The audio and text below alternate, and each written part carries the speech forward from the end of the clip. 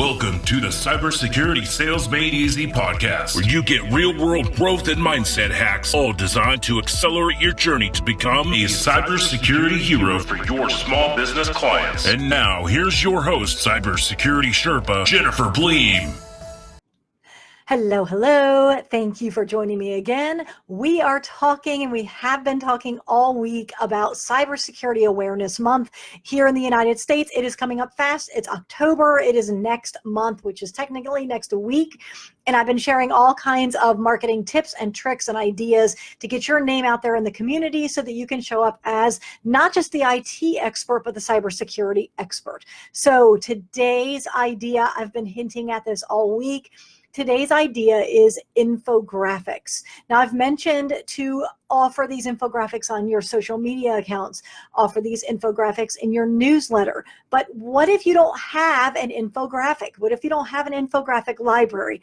Now, first of all, there are a lot of vendors that have already created these for you. And so I would be a little bit surprised if you didn't have access to some, but maybe they're just not exactly what you're looking for. Maybe you are focused on a specific topic and you can't find a good infographic inside of your vendor kit. Well, I've got great news for you. I'm going to walk you through three really simple steps on creating an infographic. So the first is to pick your topic. So maybe you want to talk about phishing or employee education or ransomware or frequently asked questions that you are hearing or maybe that you wish you would hear from your small business clients. So pick a topic. That's number one. Number two, brainstorm a ton of ideas around content that can go into that infographic. That way you can give all of this. Oh, I almost gave away step three. I'll tell you what step three is in a second, but right now I just want you to brainstorm everything. So what are you going to do? You're going to come up with maybe some statistics, maybe some quotes. Maybe there's a quote from a famous person that sort of ties into your topic. Like, I had one a second ago, I'll think of it, but all kinds of quotes that you can come up with, like an ounce of prevention is worth a pound of cure. That is an awesome one in the cybersecurity world because we hear all the time about companies that have a breach because they didn't invest in security to keep them safe. They don't have the technology pieces in place. And then we all know that cleanup afterwards is expensive. It is time consuming. It hurts their reputation. And it's expensive. So maybe that quote, an ounce of prevention is worth a pound of cure, would be awesome inside of your infographic. So what else?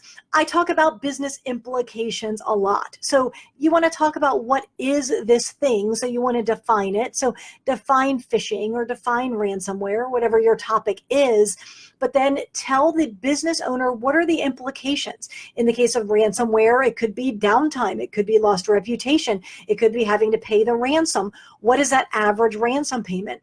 In the case of phishing, they could get credentials. They could now have access to your network. So make sure that you spell out those implications, like what's in it for me. Is that positive when you're typically trying to sell something? In this case, it's what are you trying to prevent from happening to that small business network? Okay, so again, make sure you define it, maybe give some examples, whether in text or in picture, some trends. You could talk about phishing attacks as they existed 5 years ago. How often did they happen? How likely were they to succeed? And then maybe how they are today. So kind of a compare and contrast then and now. How about compare and contrast small business versus the enterprise world? So how likely are they, these bad guys, how likely are they to succeed in a small business environment versus enterprise? Maybe some do's and don'ts. So if you're talking about password hygiene or internet safety, what are some things you would recommend?